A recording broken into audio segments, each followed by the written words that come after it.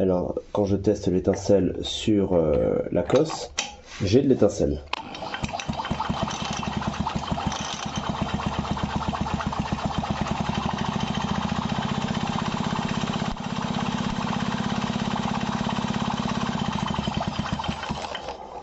Maintenant, je la branche sur la bobine externe.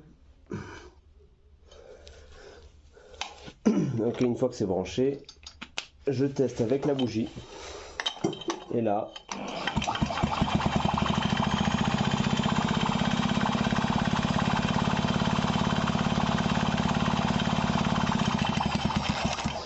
rien du tout, aucune étincelle.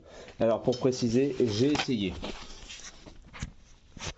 avec 2 bobines externes différentes, avec une dizaine d'antiparasites différents, avec 5-6 bougies différentes, et rien n'y fait. Alors je comprends pas comment ça se fait que j'ai de l'étincelle au niveau de la cosse. Dès que je le connecte au niveau de la bobine externe, et bah du coup ça ne fonctionne plus et j'arrive pas à avoir d'étincelle dans la bougie. Alors ça c'est le stator qu'il y avait à la base. Et j'en ai mis un autre, celui d'une de mes autres machines, pour vérifier si ça venait à des bobines ou vis patinées. Donc le problème vient bien de bobines ou vis patinées. Pourquoi? Parce que là du coup ma machine démarre. Je vais le faire juste après. Alors du coup j'ai regardé un petit peu, je fais une mise au point. Mes vis patinées ont l'air un petit peu fatiguées. On dirait qu'il y a une cassure. On peut voir qu'il y a un jeu qui se fait, un jour qui se fait. Alors peut-être que c'est vient de là.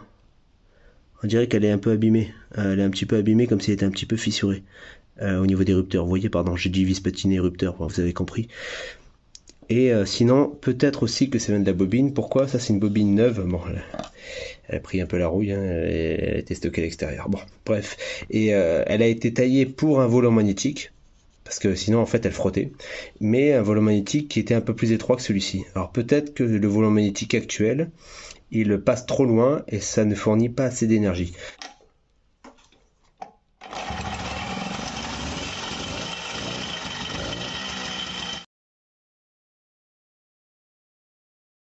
Donc du coup, après avoir changé la bobine, ça marchait toujours pas. J'ai changé les rupteurs et là, ça s'est mis à fonctionner parfaitement. Donc les problèmes que j'ai eu venaient des rupteurs qui étaient un petit peu fatigués. Donc maintenant, c'est bon, ma mobilette est opérationnelle. Alors il me manque juste le phare arrière à changer et du coup, après au niveau de l'éclairage, je serai ok. Alors cette mobilette est une mobilette de récupération. Donc j'ai acheté le cadre plus les jantes pour 120 € sur le bon coin. Le moteur, c'était un moteur que j'avais en morceaux qui était dans mon stock. Pareil pour le pot, pour le variateur, pour l'allumage. Et du coup, j'ai tout remonté, tout assemblé. J'ai mis un carbut 14 qui traînait, voilà, donc j'ai adapté dessus. Et donc c'est un moteur AV10 que j'ai mis sur une 50 VLC. Donc oui, c'est une VLC à la base. On voit qu'il y avait des clignotants. Ça a été enlevé par les anciens proprios.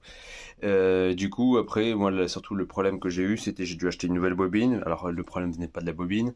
Et j'ai acheté, après, du coup, des rupteurs. Donc, voilà, ça fait qu'au total, avec les gaines, câbles et les petits achats à côté, j'en ai eu pour environ 150-155 €. Donc voilà, ça fait une petite mobilette qui fonctionne, qui roule pour 150-155 €. Donc voilà, mon petit projet mobilette de récup est terminé.